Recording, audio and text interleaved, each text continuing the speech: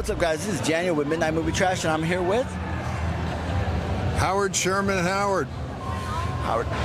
Let me ask you, how are you enjoying the first day of Fear Fest? Well, I enjoy it very much when people come up who are fans of my movies. It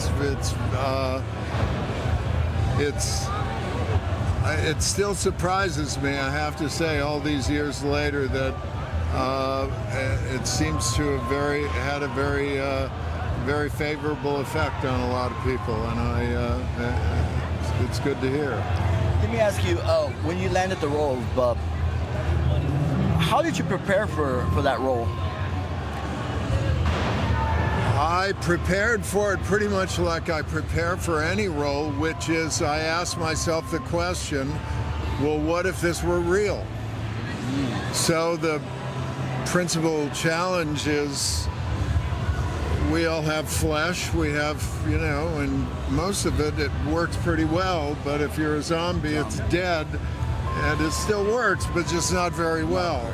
And so trying to figure out what that would feel like, and then what sort of behavior. I mean, like real simple things like picking up a glass and just realizing that my eye-hand coordination isn't very good.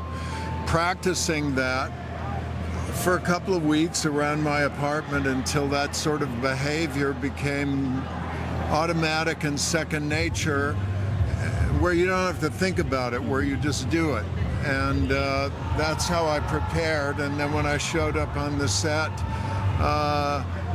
George didn't really have very much to tell me. He liked what I was doing right off the bat. And the one thing he said after the first day of shooting is, I want this character to be in the movie more, so if you have any ideas, let me know. So that's how the headphone scene happened to be in the movie. That's awesome. And what was the makeup process like for you?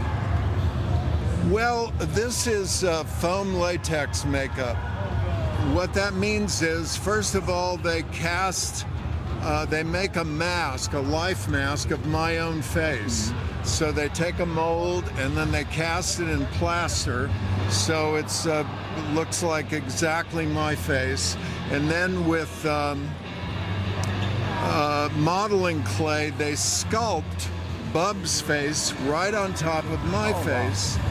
And then they make a mold of that, and the two halves become the mold for foam latex masks, and they cast probably 50 of them. Foam latex is this rubbery material, and they made masks from that, and each day that I worked, they'd take one of those masks. It covered my face, my neck, and the top of my chest, and they would glue that to my face. And then there would be an elaborate where they would paint and make up and apply a number of different things to make it look like it does in the photo. And that whole process took, I don't know, about 3.5 hours when we began. And by the time we were done, I think we were a little under 3 hours. Yeah. Wow. Let me ask you, did you ever anticipate that character to become the horror icon that it became? Oh, no idea. No, that was a total surprise. I mean, I was proud of my work in the movie, but I had no idea that anybody would remember it particularly. Awesome. One final question: where can they find you on social media? Huh? Where can they find you on social media? They won't. They won't. Got you. No, got you. I try to preserve my mental health as best I can. I totally understand that. Thank you. It was an absolute honor talking with you. Pleasure to talk to you, sir. This is Daniel with Midnight Movie Trash. See ya. Bye.